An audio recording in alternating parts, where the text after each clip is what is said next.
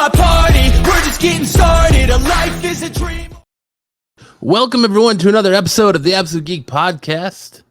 I am Matt. I am Lance. And like your boy Steve Harvey says, we got a good one for you today, folks. I know you're probably sitting there going, what the hell are you guys doing on Tuesdays? Why are we getting a pre-recorded video on Tuesdays? That's weird. Why are we doing this? Well, that's because that's how we're going to do things from now on. We have decided to move away from the live video on Friday nights because everything is just very saturated there. Yeah. There's so much for you to watch on Friday nights, and we felt like there wasn't a lot going on Tuesdays. But we're doing it pre-recorded because it kind of Lance and I have had a issue with our schedules lining up. So Friday nights to sit and record have become an issue. So it's like either we can record. This allows us to record anytime we want to make sure that you have an episode every Tuesday. Yeah, and then it also is a little highlight in the middle of your week, right before Hump Day. Yes, right. Little highlight. Comic Book Day, right before Wednesday. Little entertainment to help you get through your Tuesday. We have been diligently working behind the scenes. I know we've been gone for a few weeks. We've been diligently working behind the scenes to try and revamp the show and bring you more new content. Now, I know normally you're used to us doing 2 to 3 hour podcasts live, talking about all the news, going through everything. And, but now we're doing 5-hour podcasts. Yeah, no, I think we're going to try and shorten it up. We don't want to take a bunch of your time listening to our dumb faces talk. So we're going to try and keep it to one, maybe 2 topics, maybe some show reviews on a couple episodes, try and encompass more in the geek culture, not just comic books, but kind of stuff music that we care about. Yeah, some like stuff it that doesn't we have like. to be nerd stuff. It's stuff that we enjoy. We don't have to pigeonhole something. We don't have to talk about the latest She-Hulk episode if we don't want to. Right. We're gonna have more content from the channel. I'm gonna start doing superhero character deep dives and putting them out. So we'll do deep dives into your favorite heroes. I'm going to start doing a top 10 covers list for the month of the top 10 hottest covers that came out for the previous month. That's a great idea. We have a new show that we're going to be talking about debuting called Who Raised You? About, me and Lance are both fathers to different age children. My second is on the way, and we're going to try and maybe congrats, hopefully, by the way. I don't know if I've told you that. Yes, I did tell you. Congrats. Try hopefully getting maybe Max to come back and maybe Jay. Good old Maxwell Coffee House. Yeah. So we're going to do a show called Who Raised You, which is basically just about raising our kids at different ages, trying to raise them up in the geek culture and things like that. So I think we're going to talk about how our parents raised us too, right? Yeah. So it's going to be multi-generational. Yeah. So I think it'll be fun. It'll be good times. One of these days we could have old Papa Allward on the podcast. Come on here. Yeah, he says, you still do that podcast thing weekly? Yeah. I don't ever see it. Well, you're not looking very hard. How long have I've been podcasting for 5-6 years now? You've been podcasting for longer than that. Like 9. My mom still to this day. Why can't you do this thing on Friday? Mom, I do the podcast. What podcast? Mm-hmm. That's how it is. My mom doesn't ever really talk to me about it. My dad's always like, you're still doing that podcast thing? Yeah. You making any money from it? Not really. Oh, well, that sucks. Yeah, it does. It'd be different if this was all you were doing. You've got a grown-up job. Right. You're grown up things. I wish this is all I was doing. I wish this is all I could be doing. But you're taking care of your family and all that stuff. So that's what I told my wife. I was like, when I go on paternity leave for 6 weeks, I want to focus on growing the podcast so that way I can take it full time and I don't have to go back to work. And she's like, maybe you should focus on, helping me with the baby. And I was like, no, you got that. I'm gonna focus on this. And she's like, literally, like, you're gonna focus on helping me with the baby, or I'm going to castrate you.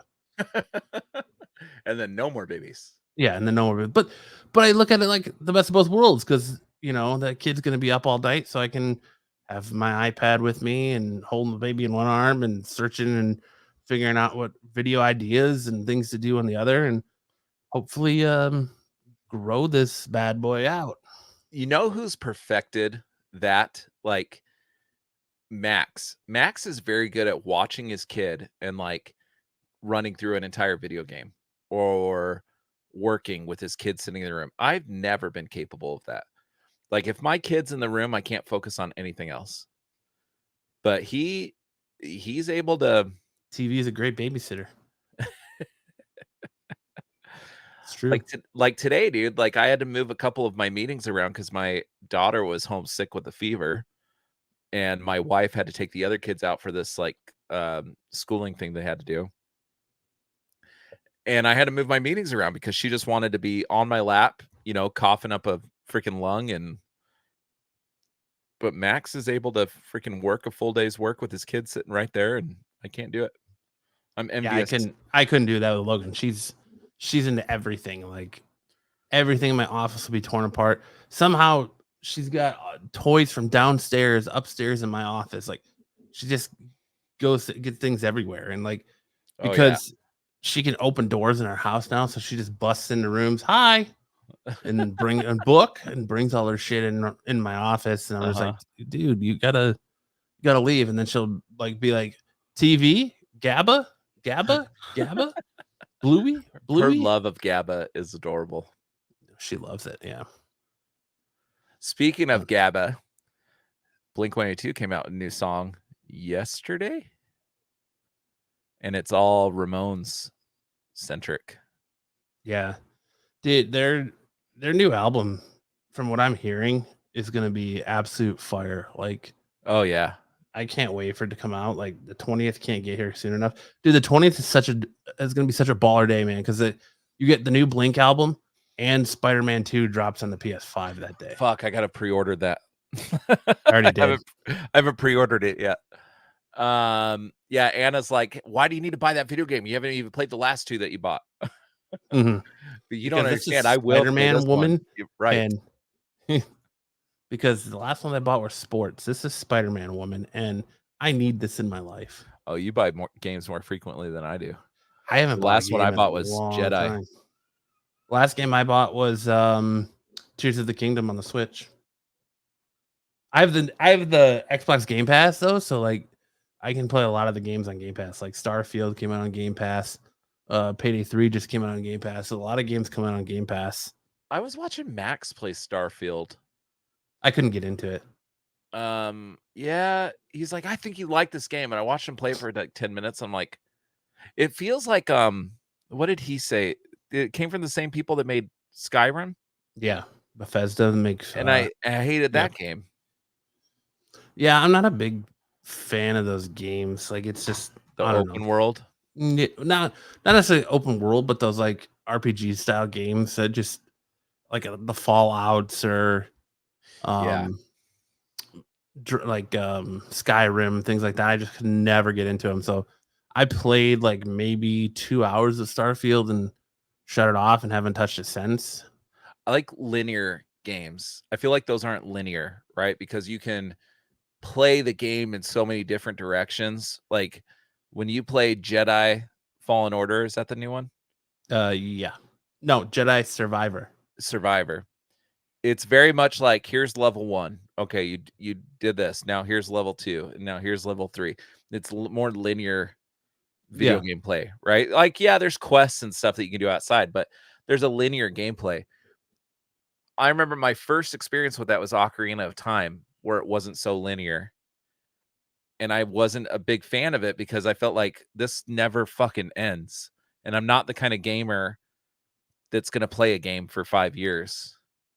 Yeah. Like, I want to play it, I want to beat it, and I want to put it down and move on to the next thing. Last of Us is very linear. So Well, I mean, I like games like that. Like I like Tears of the Kingdom was a fantastic game. Legend of Zelda Tears of the Kingdom on the Switch. If you ain't playing that, you should check it out. Um, but those games have to, for me to get into them, they have to grab me right away. And because I played Breath of the Wild and I loved Breath of the Wild, Tears of the Kingdom already had me from the jump, as to where like from what I'm hearing, you have to play well into Starfield for it to start getting good.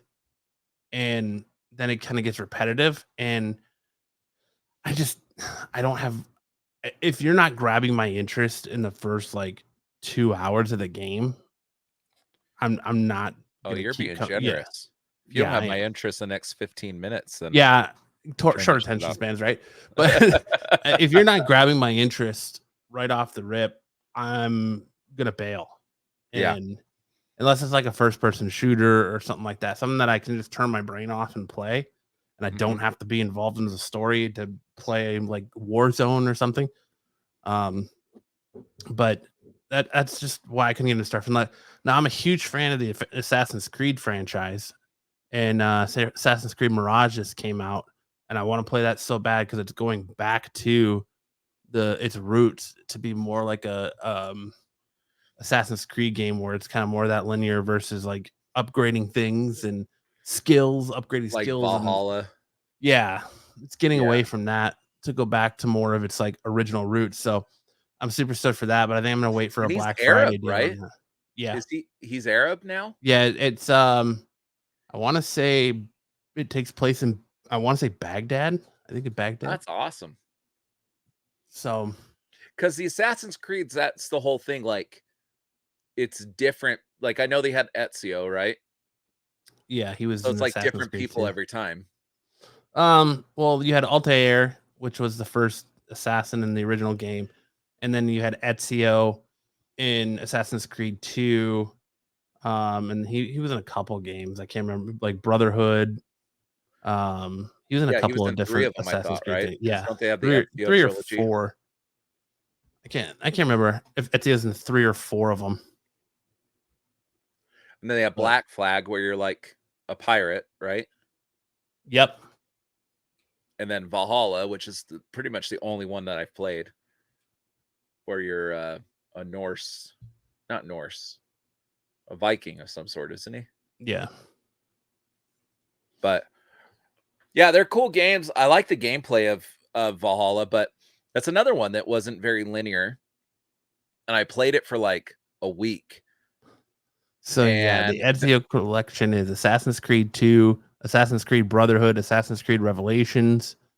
So yeah, all those are fantastic games. But go ahead, sorry. But I looked at after a week, I looked at like my progress and it said like 40%. And I was like, fuck this game. Yeah. It never ends. So I haven't picked it up since. I've put so much time in Valhalla and still haven't finished it. Like, really? Yeah, and I ended up removing it from my Xbox to have storage for other stuff. But let me ask you, have you upgraded the storage capacity of your PlayStation yet? No. I've been thinking about doing that.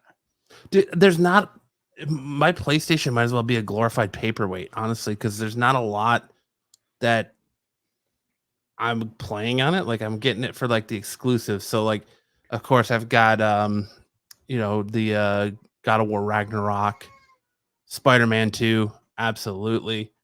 The Spider-Man Miles Morales game. What else?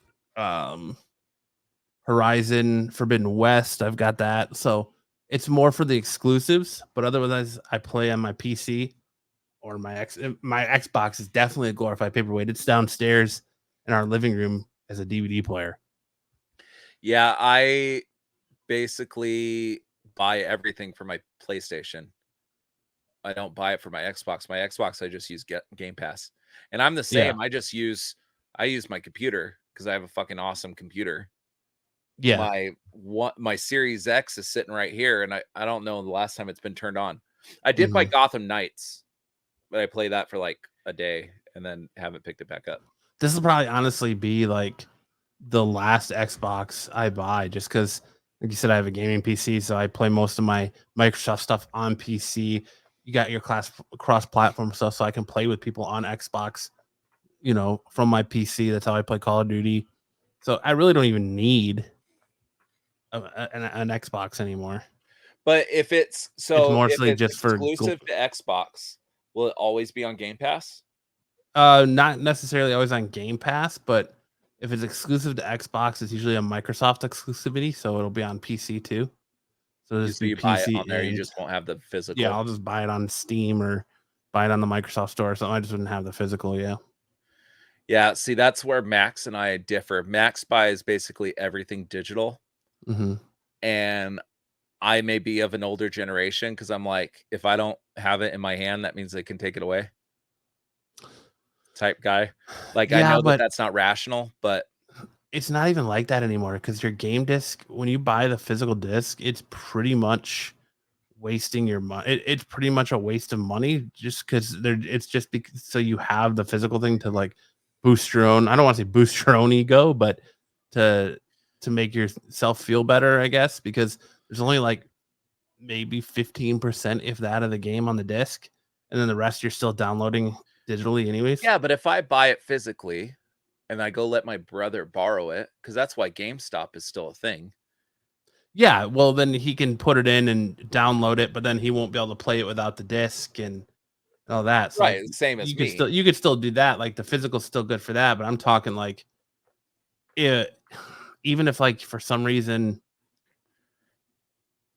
well, I don't want to say that because it'd still be there, but yeah, like you're still downloading the majority of your game. Oh yeah, I bought Gotham Knights, dude. I bought that and put it in, and I had to wait like 4 hours for the thing to download. I never even touched that game. That's all right. I was really hoping for like an Arkham type game, and it's similar, but it's not as good. But I don't know. It's just my whole thing is that like, okay, I'm buying this game, 60, 70 bucks, whatever it is now. 70 I'm getting a physical thing. If I get tired of this game later on, I can go sell it to GameStop or on freaking Facebook for $5, $10. But that's still more than I would get if I bought it digitally, because I can't sell it at all digitally. Yeah. And the other thing is, why are they the same cost? Why is it $60 at Walmart and also $60 digital? Just because that's what they set the price of games at. See, I think they make more money off the digital games. Absolutely. Because you don't have to go to the store and wait. You download it, you pre-install it, and the minute the game comes out, you've got it. Like with physical, their margin, their profit margin is bigger on the digital. Well, yeah, because there's no cost. They don't have the cost of, well, I mean, there's still cost because they're still putting out physical copies of the game, but the cost, that's less physical copies technically that you have to make. Right. You don't ever have to worry about it selling out if it's digital because you can just go in the store and buy it. It's to where like if you go to GameStop or Walmart, you have to worry about it selling out. The only thing that the physical is even good for anymore is if you do collector's editions of stuff. Which most of mine are like deluxe. Well, my Guardians of the Galaxy is like the steel it came with a book and like all this other shit. But like, okay, so I bought NBA 2K with the one with Devin Booker on it. You know what I'm talking about, right? I got that on Best Buy for $20. I went on to PlayStation right after just to see how much it was digitally. PlayStation had it for $60. So Best Buy probably marked it down. Yeah. So like what I'm saying is like, so I buy some digital games if the deal's really good. But for the most part, like I feel like you get better deals when you buy it physically from the store, because then you have their specials or sales or whatever. Or like Target does the buy two, get one free all the time. Yeah. I don't know. I think it's just a difference of preference, but I also think I'm old school and I just want to own my shit. I want to feel something in my hand. Yeah, and I'm like that too. And that's the reason I only still go to GameStop too, is because like you can pre-order something and pay it off over time versus when you buy it online, you're dropping that $70 for it right there and then. Yeah, I remember back in the day you could pre-order a game at Best Buy for like $10. Can you still do that? Yeah, I think so. Yeah. I know GameStop you can like $5 down and then pay it off. Right. Like that's what I did for Spider-Man 2 because I somehow in the process of moving and packing everything, I found a GameStop gift card that had like $50 on it still. So I was like, "Oh, sweet! I guess I'm gonna go spend this." So I went and pre-ordered, put the majority of it down for Spider-Man, and then I went the other day and paid the rest of it off. But that's the only How reason much I is went to that game? GameStop. How much is that game? $70. Damn. Yeah, games went up, dude. $70 for a video game. It's insanity. What did I pay for? I think I paid like close to $100 for Jedi Survivor. Because they don't make it. They're not making money off the consoles. They're losing money when they get the consoles, but the games is where they make the money Right. and the accessories. So I think I paid like $90 for Jedi Jesus, because it was like had all like the special. you must be a hardcore Star Wars fan then.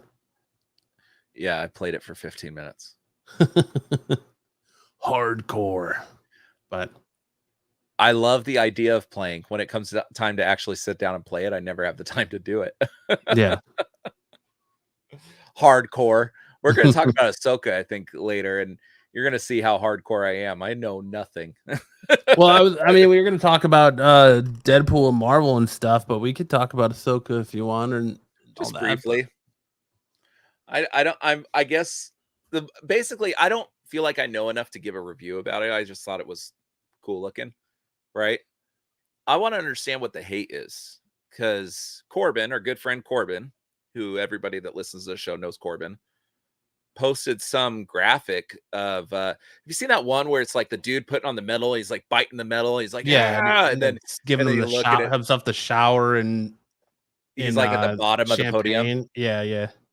So this meme had Ahsoka at the bottom, like Boba Fett was above it, and I guess I don't get it, because to me I thought it was one of the better things I've watched from the Disney Star Wars era.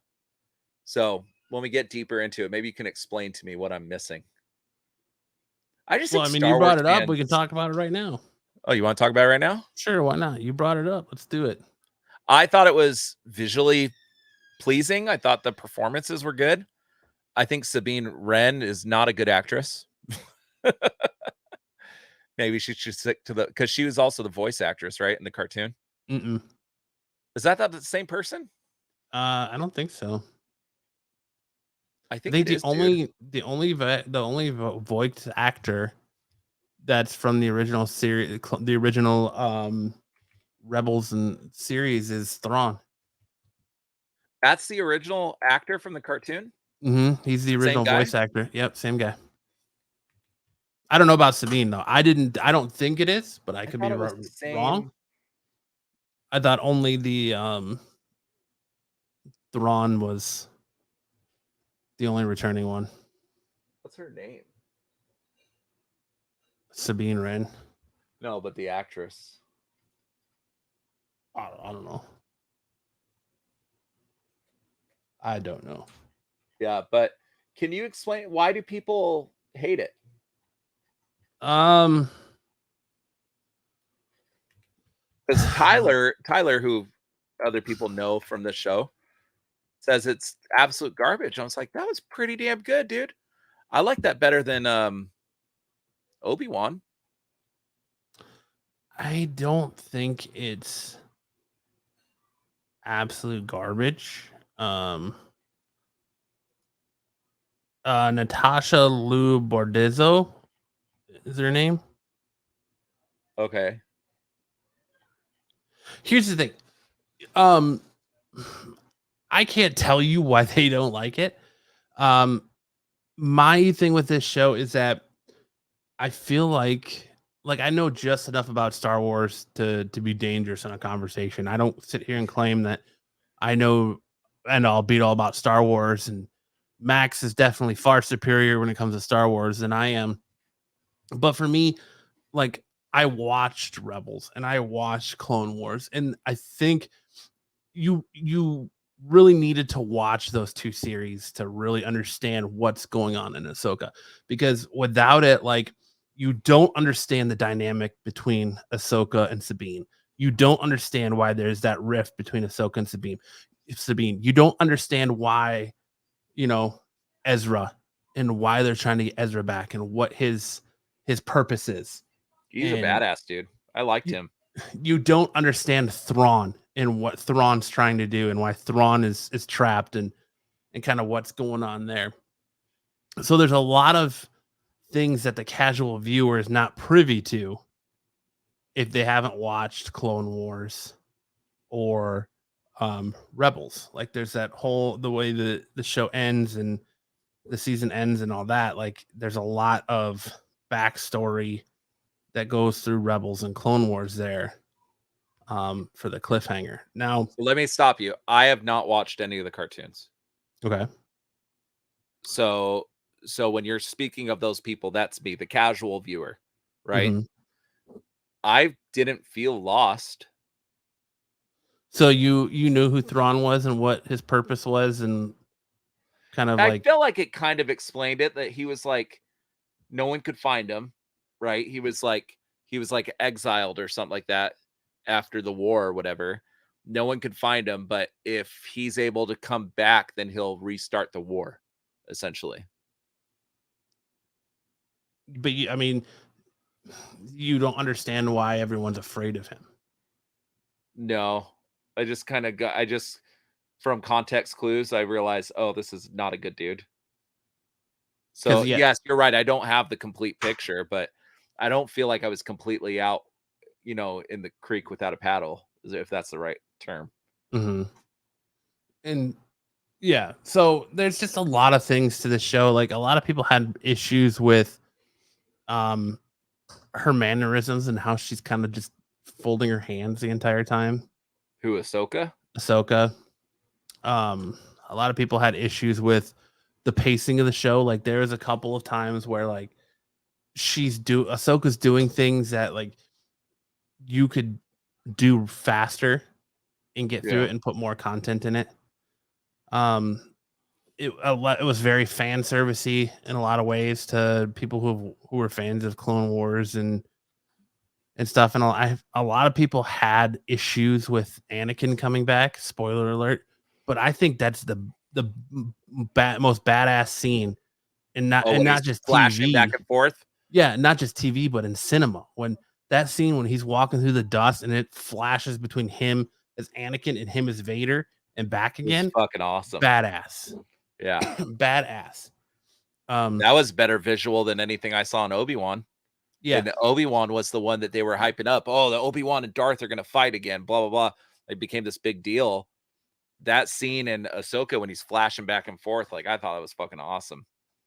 I mean, I like the series. Like to me, it's up there right behind Mandalorian. Like if I were to go more recent Star Wars stuff, for me, it would probably be like Rogue One, Mandalorian, Ahsoka. Like I enjoyed Ahsoka, but I'm also not a hardcore Star Wars elitist either. But I agree with what you're saying from the Disney era. Yeah, I liked all of Ahsoka up until the final. And my issue with the final is just like I felt like we get nothing. We get nothing from it.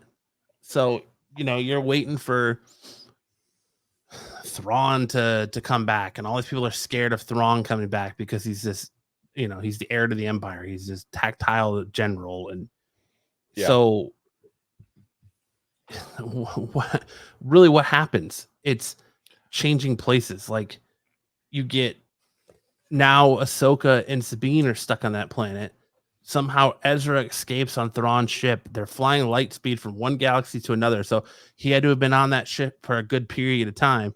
And then all of a sudden you're with Hera and she's in the council meeting, and then the ship shows up and a stormtrooper outfit walks off, and she takes her helmet off and it's Ezra.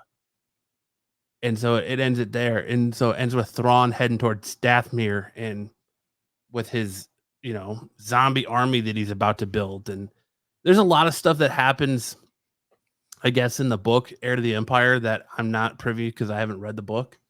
So I think Max could probably speak more to that. But like, I don't know. I don't understand the hate. I get like there's, I guess, real hardcore Star Wars elitists hate on it, but I enjoyed it. I enjoyed the show up until the final. I would say out of the Disney era, it's been a lot of Well, let me say this. In the Disney era, like there's been a lot of misses when it comes to Star Wars. And what's funny is back in the Couch Crunchers days when we were first starting out, I brought this up. It was right after Force Awakens came out. And I was telling Jay and his stupid ass brother-in-law that Disney better be careful or they're going to kill the franchise. And they got so pissed. Not Jay so much, but his brother-in-law did. Got so pissed. So I'm like, listen, dude, like they're banking a little bit on these Star Wars elitists that they're just going to shell their dollars out to see this. But if you give them one after the other of missteps, they're going to stop shelling the money out. I mean, look at the MCU, right? The MCU seemed unkillable. And then misstep. And now, I mean, they're having trouble getting viewers for some of their shows, right? I think the MCU, though, it's like we've talked about it over and over again. It's just oversaturation. And it's... Well, Bob Iger's fixing that. I just don't think anybody cares, man. Like, it just feels like, I don't know. I can't put my finger on it with the Disney Plus shows. Like, it just feels like they're not on the pulse. It harpens back to post Endgame, the end of Thanos. They have no idea what they're doing. Yeah, I think they have too many storylines. But and you're trying to do all the multiverse stuff, and now, like, you know, you try to build up Namor, Submariner. Well, then he's, you know, tangled in allegations, and then you get Jonathan Majors, who decides that he's gonna go and, you know, show his 5-finger slap to his girlfriend or whatever he did. He gets arrested, and now is marred in controversy. And now, like, people are not wanting to watch Loki season 2 that just started because of him, and he's very wrapped up in it, and it just feels like they lost their way and they can't get. It's like that book in Billy Madison, The Puppy That Lost His Way. Yeah. Well, I feel like Disney Plus, you can look at Disney Plus as the linchpin for where Disney started going wrong, right? Because Disney said, okay, because they had a good thing before. They had Marvel Television and Marvel movies, right? They were connected, but they weren't connected, right? Agents of S.H.I.E.L.D. and all that stuff. There were references in Agents of S.H.I.E.L.D., but the movies never referenced the TV shows. And that worked, right? Mm-hmm. Then Disney Plus comes out. They fire Ike Perlmutter or whatever, or whoever they fired. Give Kevin Feige the keys to the house. Bob Iger leaves. They put in Bob Chapek. Bob Chapek says, hey, I want to milk this cash cow. Come out with as much shit as you possibly can to Kevin Feige. They're releasing 5-6 projects a year. Right? Now Bob Iger's back and he's like, no. We're going to release 2 products a year. Because, right, we just saw the what came out that now what's the next show? Agatha's not coming out till like next year. Yeah, but a lot of that had to do with the writers and but he said before the strike that the quality over quantity thing. Yeah, he did. He has talked about that, and some things have gotten like the biggest victim of that so far has been Echo. Echo's coming out after Daredevil, isn't it? I don't know. I think Echo's coming out early next year. I can't remember. I'll have to look up the release. But it was supposed to come out this November, right? I believe so. Like, but that's what I'm saying. It's like this has been the biggest victim of all of this. Like, Echo? Yeah, because it was gonna be it cut back its episode order now. I believe it's supposed to be 10 episodes, and now it's only going to be 8. You heard they had test screenings of it, and it did not go well. Yeah, they're saying it could. This is from 8 days ago, so they're saying Echo could return or could be air late 2023 or early 2024. So, it looks like they're aiming for January 2024 for Echo, but it was originally supposed to be 10 episodes, and now it's been cut back I wonder if they're just merging to to 8 the episodes. episodes. They're obviously not getting rid of storylines, so I wonder if they're like merging a few of the episodes, getting rid of some of the. But Disney has a real problem, man. They come out with these TV shows. Ahsoka could have been.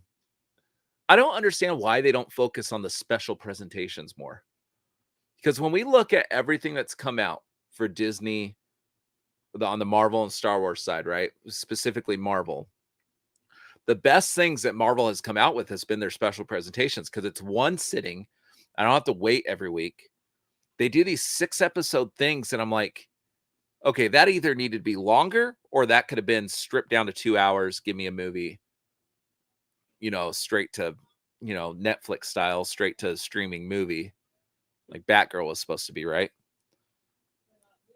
But they're like force feeding you a television show when some of these things don't need to be TV shows. How much better would She-Hulk have been if they would have said, okay, we're going to give you a 1-hour special presentation of She-Hulk. They put more time and energy into the special effects, got rid of all the stupid shit that was in that show. How much better would it have been? Because Werewolf by Night, I thought was great. I'm sorry. It's going to consist of 5 episodes. So they're merging episodes. It says that originally there was 6 episodes of Echo. One of them has been cut due to pacing issues. So it's 5 episodes. It's being re-edited. So that it's not like they're losing any of the story. I bet you it's being edited to fit into 5 episodes. That's crazy. That's going to be. But how many things have we seen that could have been re-edited to make shorter? I can think of a handful. She-Hulk. How much of this is to blame COVID though? Because with COVID, it kind of changed the way everybody consumes things. So before COVID, do we have all this Disney Plus content? Because COVID kind of changed the way people go to the movies. And so before COVID, do we have this? Well, I think Max and Disney should take a page out of Netflix's book, because as far as I'm concerned right now, and Amazon, I think, is doing a better job than Disney and what was the other one I said? Max. Netflix is still giving you the entire series all at once. You can binge it. It's the only streaming network where you can actually binge something, right? Mm-hmm. Prime just came out with Gen Z a couple weeks ago, gave you 3 episodes at once, gave you something really to sink your teeth into, right? Mm-hmm. Disney came out with Loki yesterday. Watched it for 40 minutes. I'm like, oh, bummer. Like, it wasn't enough to chew on, and it kind of left me unfulfilled, right? So why does Disney and Max feel like they know better than Netflix, the original streaming service that's kicking everybody's ass? Like, they're losing subscribers, but they're making money, right? Disney is hemorrhaging money right now. Disney is a losing endeavor. Disney Plus, I mean, is a losing endeavor for Disney right now. And people are losing faith in their product, right? Because we've seen that with Indiana Jones that just came out. We've seen that with some of their streaming numbers. We've seen that with some of their subscribers. And then you have Max that feels like it doesn't really... Oh, dude, I hate calling it Max. It's HBO Max. Should never change that fucking name. But you have Max that feels like it has no identity, right? What does Max come out with that's like Prime? You're like, oh, The Boys is on there, and Netflix has Stranger Things, and Disney has Star Wars and Marvel. What does Max have? Well, you have all your DC stuff. Yeah, but they it's like they're ashamed of their DC stuff. I don't know about that. I think it's just they're not ashamed, but they're just not putting the level of they're going in a different marketing direction with it. marketing wise. You see Loki. I watch YouTube. No, really? And every other ad is Loki Mhm. or Gen V or Stranger Things. Like Netflix shows dominate, right? As far as YouTube ads. When's the last time you saw an ad for a HBO Max show? Because they're not really doing original content. That's the only That's what problem. I'm saying. Yeah. They have Harley Quinn. They had Peacemaker. Peacemaker was a big one for them. But they don't have an identity. But that's going to change though with gun stuff because you're going to have like I think Creature Commandos is going there, and you're going to have a lot more content on Max. Max is just kind of like that, like HBO. You know, it's like HBO. It's where they go. You go to watch movies. They own the rights to South Park and Friends, and go there to watch old TV shows. And it's Max is essentially what Netflix was before Netflix started doing original content. Yeah. So, but you can't even really say right now Max is a player in this game. It's really But they're Paramount the only Plus. one that's not hemorrhaging subscribers. Well, but Disney doesn't seem to care. Like, I don't know. They do care because they ousted their last CEO. Yeah. So obviously they care. The only thing that's going well for Disney right now is their park revenue, which ironically, Bob Chapek, before he became CEO, was the parks director for Disney. It's the only thing doing well for them right now because their last, 6 movies have flopped. Haunted Mansion, Indiana Jones, Strange World. Is that what it's called? Elemental. Yeah. Mm-hmm. And what's the other one I'm missing? No. What they just come out with, Little Mermaid. Didn't Little Mermaid flop? I don't know if that flopped. It might have done better than the rest Dude, of them, but it wasn't the home run. Speaking of that, Erin and I sat down to try and watch that movie. She loves The Little Mermaid. We got 20 minutes into it and shut it off. And she said, this is the dumbest thing I've ever seen. It is. We took, my girls really wanted to see it, so we took them to the movie. And I was like, it's a shot-for-shot remake. And then they pigeonholed these, I think, one new song or maybe two. We shut it off right when ruined the pacing. We shut it off right when Prince Eric started singing. Yeah, his own song. Yeah. Yeah. So it ruins the pacing because they're not. Aladdin did a good job of it. That Naomi, what's her name?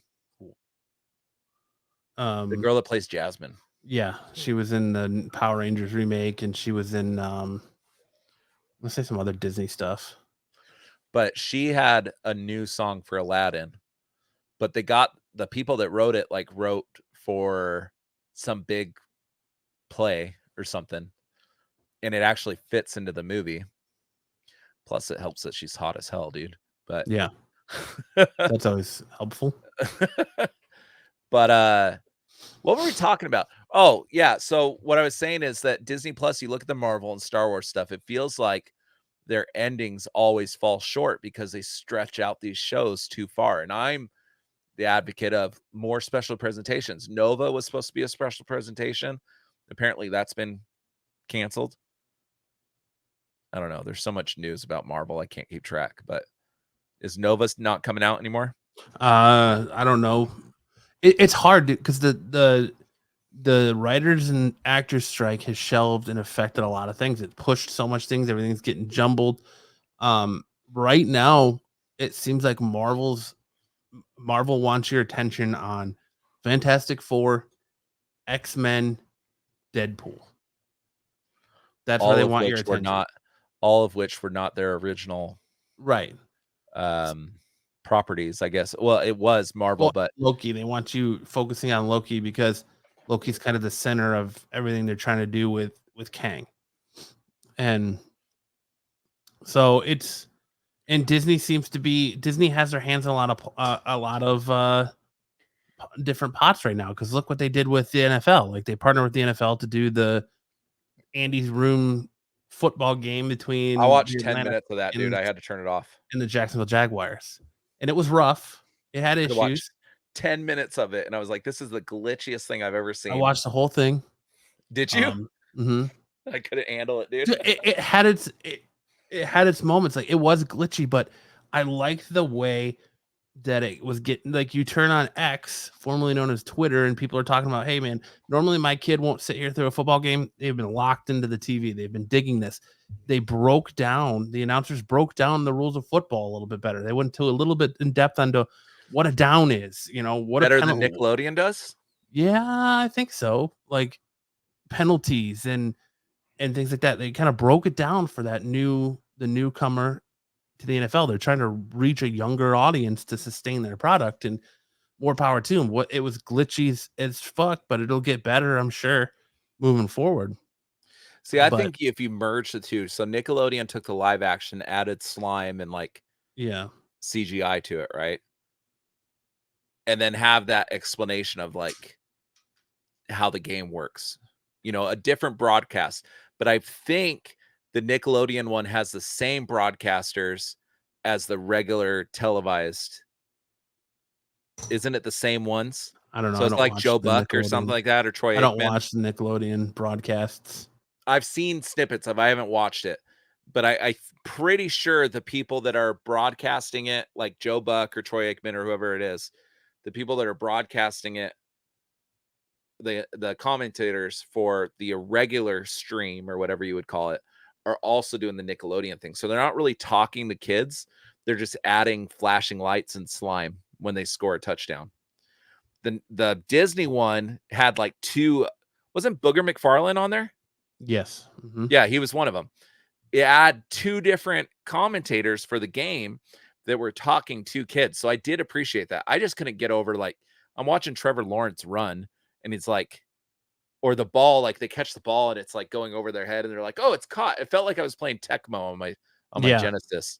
Or there's like the claw came in to set the ball down and it stayed there. And like, there was one time where the dude, I think it was the first touchdown that the Jaguars scored. The ball was like in the opposite end of where the guy was. Like, touchdown. And it's like, oh, all right, cool, and but so if they could get the technology better, I think it's a home run. Yeah. But back to Disney, like wanting your attention. So the writer strike ends, right? And what's the actor first strike still going on, right? Yeah, the actor strike's still going on.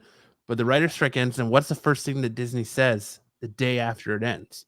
All right, we're ready to hear pitches for X-Men. So if you've got a script ready to go for X-Men, send it our way. They don't have a pitch for X-Men yet? Nope. Mm-mm. Oh, that just makes me lose all faith in these people. So then now, like, all of a sudden, news has been coming out fast and furious. Like, through the whole writer strike, you've been hearing all these rumors about Deadpool 3 that, there's going to be, you're going to have Halle Berry back as Storm, and the original Cyclops and Jean are going to be back, and Channing Tatum's going to reprise, or going to finally get to play Gambit in it. You're going to have multiple versions of Wolverine in it. They're going to be going through different dimensions, and there's going to be all these different X-Men in there now, and you're going to have X-23 in there now, and you're going to have this, that, and the other thing, and the TVA is supposed to be appearing in it now, and so you have all that stuff, and then now you're getting the Taylor Swift playing Dazzler rumors, and then you have the Sean Levy, the director. You have Ryan Reynolds, you have Hugh Jackman, and Taylor Swift at a Kansas City Chiefs game, because her and Travis Kelce are an item, and it's like they're putting so much attention into Deadpool in the forefront of everything. And then there comes out the news, oh, well, we're going to do the X-Men, but Wolverine is not going to be part of the X-Men. So they're going to be focusing on your classic X-Men team. You're probably going to get Angel, Beast, like they did with First Class.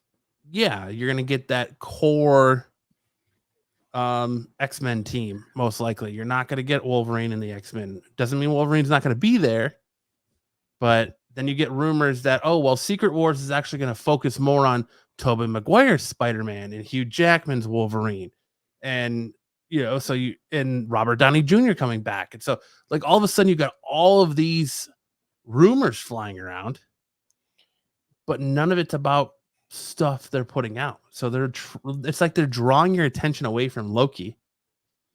Which I think is a shame. Like you said that you weren't too keen on it. I liked it. But then again, Loki's been one of my favorite things that they've come out with of recent. What did this episode do to advance the story? Well, it adds the You time get element in Loki the TVA, times and you get Key. What's his name? Key. What's his name? short Data. round. Short round. Data. What's his name? I don't know. Key Huang. I don't know. I love that. Key Wantanabo. I don't think that's it. Are you sure? I feel like that's what it is. Key Wantanabo. I don't know. Like they're adding the time element into the TVA, which that wasn't supposed to exist. It's gonna kind of build on the story of Kang a little bit. I don't know. I liked it. But like, look at where they want your attention though. Like they have not talked about Captain America other than changing the name from New World Order to Brave New World. Brave New World. I think that has less to do with story and more about lawsuits. Because doesn't WWE own New World Order? I don't know. I'm sure they probably have a trademark for their NWO group, but it's in the entertainment space. I wonder if Disney found out they can't use it. I just find it incredibly alarming that they're like, hey, we want to hear your pitches for X-Men. Doesn't Kevin Feige have a whole fucking whiteboard in his office of the next 10? Isn't that what they've been telling us? They have the next 10 years of Marvel figured out. Ke Huy Quan. Ke Huy Quan. Yeah, he's awesome. Ke Huy Quan. I loved how he kept contradicting himself. He's like, no, that's not possible. And then he was remembering.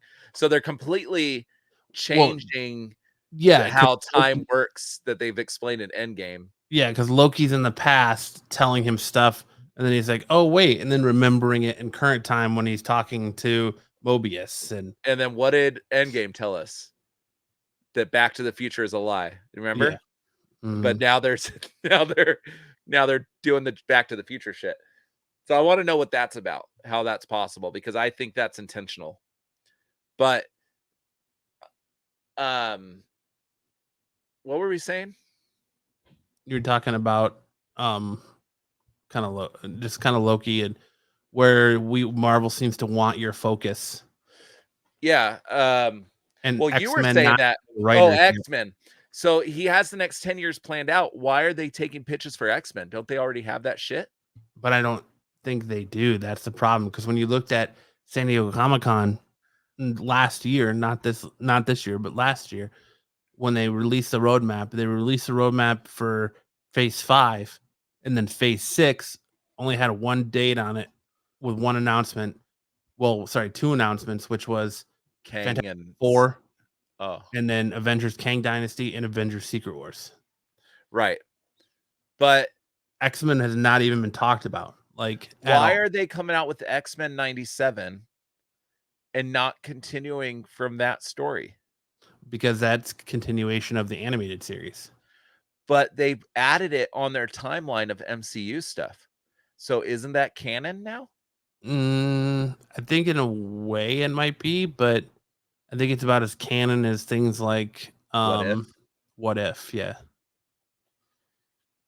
I just don't understand why they don't just continue that. I don't want to see First Class again. Who gives a fuck about Angel? Well, I think they're doing it this way because you're going to get, I think your new Avengers team is going to be like, I'm almost thinking it's going to be Uncanny Avengers. Like I'm sure you're going to get Rogue in there.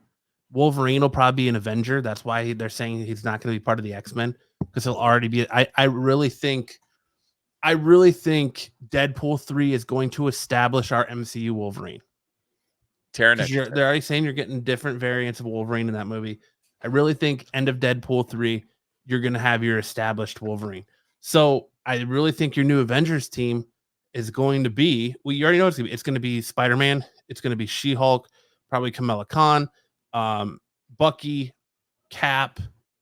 Who's the other Marvel?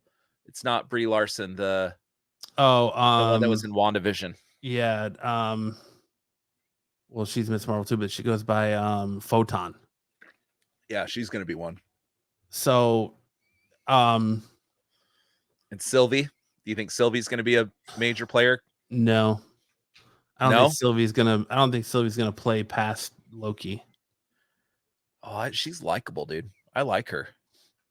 I I thought that they were trying to position her as like Tom Hiddleston's getting older, his contract's gonna be running out. Let's transition into Sylvie. That's what they're trying to. They're trying to transition. Yeah, that's what they're trying to. They're trying to transition all these people. So like, Brie Larson probably won't be in another Avengers movie. It's going to be Kamala Khan or Photon. Deadpool is definitely going to be in an Avengers movie because, like, that's a no-brainer, right? But I have a question. So that's what I was going to ask you earlier. How long do you think Marvel can really hold on to Ryan Reynolds? Because Ryan Reynolds had pretty much complete control over the first 2 Deadpool movies. Now he's playing in Disney's sandbox. And they're going to be telling him, no, you can't do this. Yes, you can do this. No, the story has to go this way, or it has to fit into this narrative. How long do you think he's going to put up with that? I guarantee you he's lost creative control. I don't think so. I don't think he has. You think Kevin Feige just said, here's the reins? He doesn't seem like that kind of guy to me. I think he is probably said, okay, here's what we're trying to do. Here's some notes. Here's some key things you need to hit. And he's let him go and work with it because he was a writer on the first 2 Deadpool movies, and look how well those did. I don't think they're trying to frame. They're not trying to remake the wheel here, reinvent the wheel here with this movie. They're going to basically go with what's worked, and they're just going to. He's going to be an executive producer. He's going to have a consultant. He'll be like, okay, well, this is where we're trying to go, so we need to fit this in here, work this in. But I think when it comes to the rest of it, Reynolds has full control.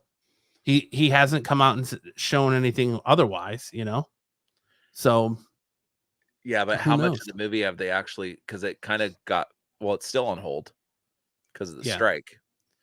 So how much of the movie have they actually gotten done? Has he been able to? I think they got a lot of it done. But now it's not coming out next year anymore, right? I can't remember when they pushed it to. Like I said, because it was May. And then I thought they pushed it. Was it May? It was originally May. Because I remember I was like, oh, that's soon. May soon. Let's see when the new release dates are. Dude, you remember when we were kids? Like, we're in October right now. Okay. You thought about May. May seemed like an eternity away. Right. Now I'm like, oh, that's soon. May's soon. It's 8 months away. When was this article done? Because I want to make sure it's the most. So here, okay. So we have Loki season 2, October 6th. That just started. The Marvels is November. What If season 2, December. X-Men 97, early 2024. Echo, January 2024. Deadpool is slated for May 3rd, 2024. But I'm pretty sure it got pushed from May. That's the original. That might be the original. When was this article posted? Because I'm pretty sure Marvel's is this is September 7th. Who's the IGN? They're pretty reputable. Oh, I would think so. It's not like freaking Big Robot or whatever the hell that is. What's that called? Weird freaking robot? Big freaking robot? A giant robot. Giant robot? That's J.J. Abrams' thing, isn't it? No, his is Bad Robot. Yeah. Oh my gosh. It's not We Got This Covered, that's for sure.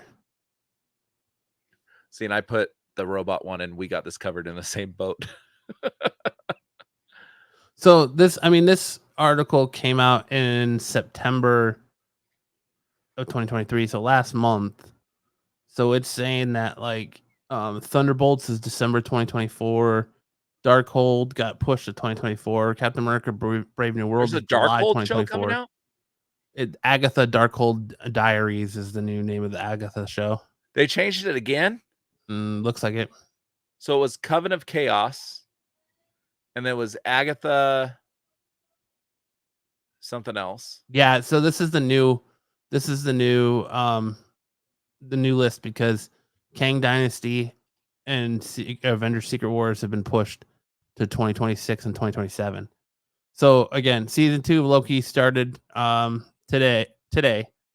The Marvels November 10th. What If December, late December. X-Men 97 early 2024. Echo January 2024. Deadpool May 3rd 2024. Captain America Brave New World July 26th 2024. Agatha Darkhold Diaries fall 2024. Thunderbolts December 20th 2024. Spider-Man freshman year sometime in 2024. Blade February 14th 2025. Untitled Marvel movie November 7th 2025, which a lot of people are thinking that could be Spider-Man 4. Avengers Kang Dynasty May 1st 2026. Avengers Secret Wars May 7th 2027. Shang-Chi and the Legend of the Ten Rings 2 is waiting to be determined. Armor Wars has been determined. Ironheart is TBD. Daredevil Born Again TBD. Wonder Man TBD. Wakanda series TBD. Marvel Zombies TBD. And Vision Quest TBD. Vision Quest, I heard, is getting canceled. Everything that's so remember, Armor Wars was supposed to be a Disney Plus show, and now they're making it a movie. Ironheart, Ironheart's been, from what I've heard, they might not be moving forward with it. I don't think they should. I didn't really care for that girl in Black Panther. I thought she was the weakest link of the movie. The Wakanda series might not be moving forward. So who knows? But so the Agatha show started as Agatha House of Harkness, then went Agatha Coven of Chaos, Agatha Darkhold Diaries, and now there's another thing saying that they may change it to Agatha. Where is it? I just read it.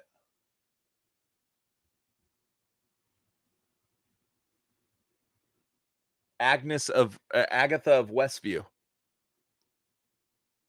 That sounds stupid.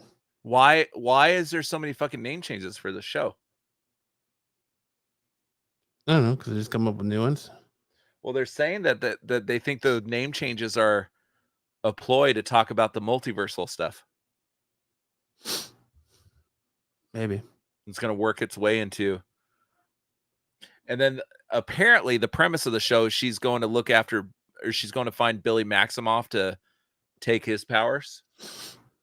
Oh, they're going to bring the Wiccan back into it, huh? I hope they recast the actor, because those kids suck. Those kids are up there with the kid from It, Georgie. Oh, wait, no, Georgie. He was originally slated to play the Wiccan. He was originally the original actor for Wiccan. And they're all three of them bad actors. One of the brothers is a worse actor than the other one. One of them I can kind of deal with. But there's one, I swear, he's like staring at the fucking camera when he talks. But I guess I just don't pay that much attention to it. The kid from Pennywise is awful. Did you watch Lock and Key? Yeah. Yeah, he's in that one. It's horrible, dude. Easy now. I know he's in Arizona. Not only that, he's good friends with my cousin's son. I didn't say he's a bad person. I'm just saying he's not a good actor. Easy. Oh my gosh. Well, that's why we don't do this live anymore. You can just edit it out. No, it's staying.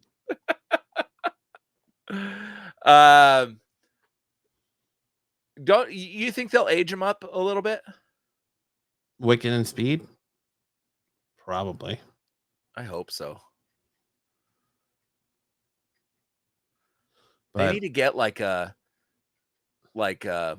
Logan Lerman, Josh Hutcherson, but like younger, like that caliber. Don't you think? What is that, the kid from Twilight, or not Twilight? Hunger Games? Josh Hutcherson? Like Logan Lerman, Josh Hutcherson, but like find him like 15 years younger than those actors are. Yeah. Somebody that actually has some acting ability that those kids do not have. Yeah. Josh Hutcherson, who played PETA, the bread maker. So he's essentially a bread who makes bread. Did you see that there's test footage of him trying out for Spider-Man? No. Have you ever seen that? He's like in a gym. It was put on by Marvel. So they had before Tom Holland, or this might have been before Andrew Garfield, Logan Lerman, Josh Hutcherson, and I think Dylan O'Brien were all in the mix for Spider-Man. And there's actually like test footage of Josh Hutcherson. I believe it's Josh Hutcherson. It might be Logan Lerman, but Josh Hutcherson like fighting bad guys in a gymnasium for his tryout to become Spider-Man. Oh, I'm glad he wasn't Peter Parker. Yeah, the other two though, I would have been fine with. Dylan O'Brien and Logan Lerman. Mm-hmm. Logan Lerman was a pick of mine when they announced Tobey Maguire was not doing Spider-Man again. Logan Lerman was my first pick.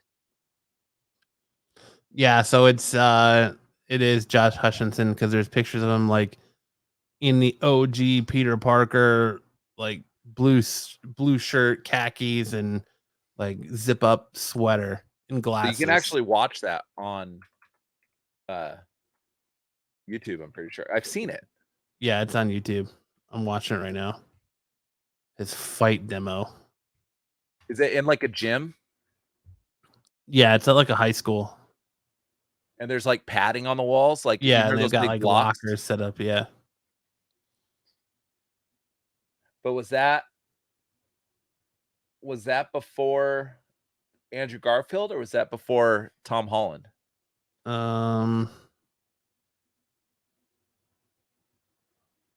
It doesn't say.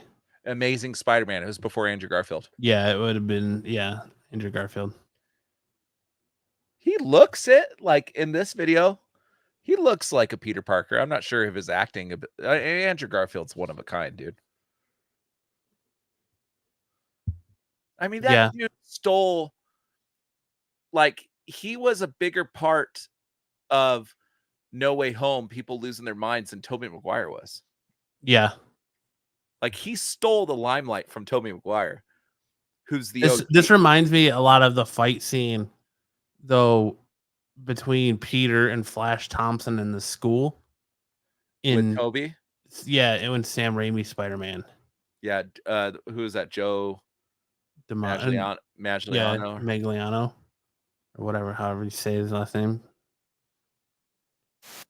But I don't know. He's got kind of derp face in a lot of his action poses through this stuff. Wait, I know that girl. But why has he got duck face? Like every time he stops, he's got like duck face. He's got a really interesting face. I'm watching it right now.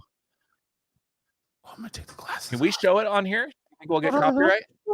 I don't know. I don't know if we get copyrighted or not. It probably would be. It probably will. But Lance just shows it anyway.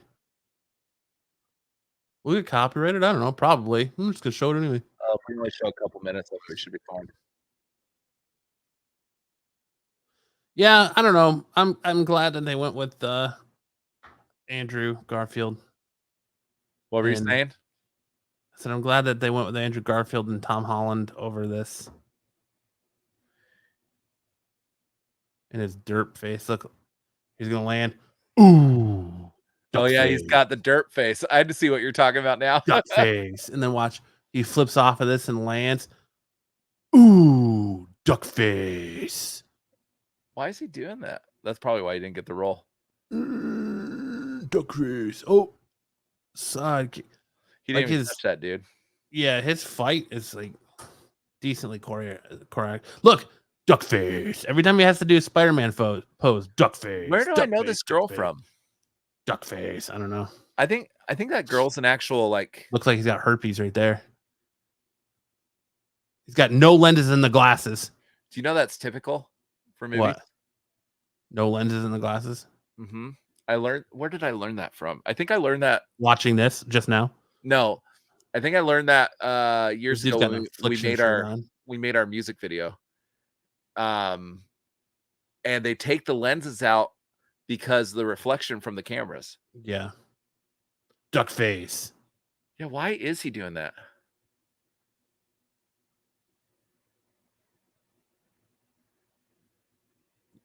Yeah, no thanks. I'm good. Yeah. But so have you seen Future Man though? Nope. On Hulu with him? Nope. It's Seth Rogen. It's a TV show. Nope. That show's fucking ridiculous, dude. You've never seen Future Man? Mm-mm. Dude, that show is right up your alley. It's like a funny take on like Terminator, but it's Seth Rogen and Evan Goldberg. And it's on Hulu. And it's 3 seasons, I'm pretty sure. And it actually has like a finale. Like it doesn't just get canceled and then they like cliffhanger style, you know? Yeah. That show's fucking awesome, dude. You'll like that. It's hysterical. I'm gonna have to check it out. There's like one scene in it where like, so he has these 2 people come back that are supposed to protect him or something like that. And something happens where Josh Hutcherson and this protector guy get their dicks swapped. And this guy has like this huge. Only you would think about a show about dick swapping is entertaining. This guy apparently has this huge dick, and then Josh Hutcherson gets it, and then he gets Josh Hutcherson's dick, and it's like micro penis. No thanks. Dude, it's fucking hysterical, dude. Just watch it. I can't believe you never heard it. It's Seth Rogen, dude. I've heard of it. I've never watched it. What would you expect from Seth Rogen? Yeah, I don't dick swapping jokes. Care about dick swapping. I'm good. But what else? Try to touch my dick. No dick swapping. You don't see the dick swapping. It's all just dialogue. It's not like they're showing you it. It's fucking funny, dude. You need to check that one out. Maybe. What else did you want to talk about? That's it. X-Men, Fantastic Four. We talked about Loki.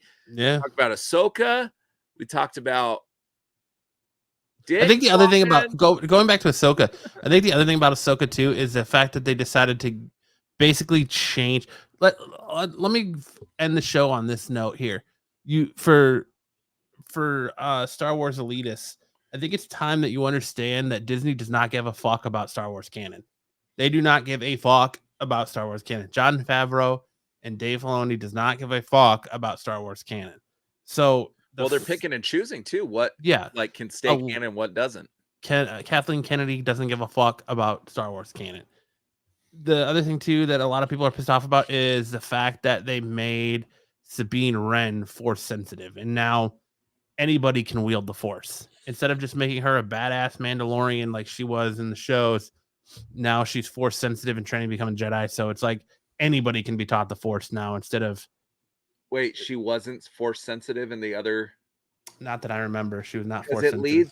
Because the show kind of leads you to think that Ahsoka was once her master. That she was once. Well, after the events of Rebels, yes. But that's not like that's why she struggles so much, is because she's not in tune with the Force. She's not Force sensitive. She's training to become a Jedi, but she's not Force sensitive. And then all of a sudden she can just use the Force when she gets in trouble. She could have just been a badass Mandalorian that would. Yeah. She could have just been a badass Mandalorian that wields a lightsaber. She didn't have to have any connection to the Force, but she's allowed to take off her mask and no one gives her shit. Yeah, well. They talk about that in the Mandalorian because there's 2 different beliefs in factions in the Mandalorian. But how come she's not around any other Mandos? I don't know. I mean, she has in the show, she has a lot of connection to Bo-Katan and stuff like that. So, like, that makes sense. Is in the Rebel show and part of the Rebels crew. So, that's kind of my last thought on Star Wars. But I like it. I mean, it's not something I'm like, oh, I can't wait for the next one. In fact, a couple times I forgot to watch it. So, when I came back from my cruise, I think I had 3 episodes to watch. Look at this guy. But yeah, all right. So that's our show this week. Thanks for checking out. We'll see you guys next Tuesday. Make sure to leave a comment down below and let us know what you think about all the rumors about Deadpool and the X-Men. And do you think all these Wolverine variants are going to show up? Do you think Taylor Swift's going to play Dazzler? Let us know your Or is thoughts. Taylor Swift down going to play a below. Wolverine variant? Ooh, maybe. But leave it down below. Leave your thoughts on Ahsoka. Leave your thoughts on Loki. Let us all know down below. Let us know what you think of the new subscribe button. Yeah, let us know what you think of the new time slot. Make sure to hit that like and subscribe button if you're new to the show, with notifications on, so you know when all of our new content goes live. And like I said, we've got new shows galore coming out for you guys, so be prepared for that as we get those started off. But enjoy the rest of your week. And for this week's episode of the Absolute Geek Podcast, I am Matt. I am Lance. Saying keep on Deuces. geeking on.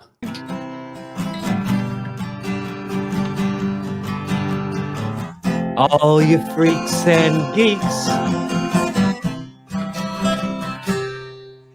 come all you freaks and geeks, let's listen to Absolute Geek. Absolute Geek. We'll go ahead and spread our cheeks, Spread the cheese. and drink And some we're for Cosby wine. we'll Come drink on, some you Cosby wine. It makes me feel real fine. See you next time on the Absolute Geek.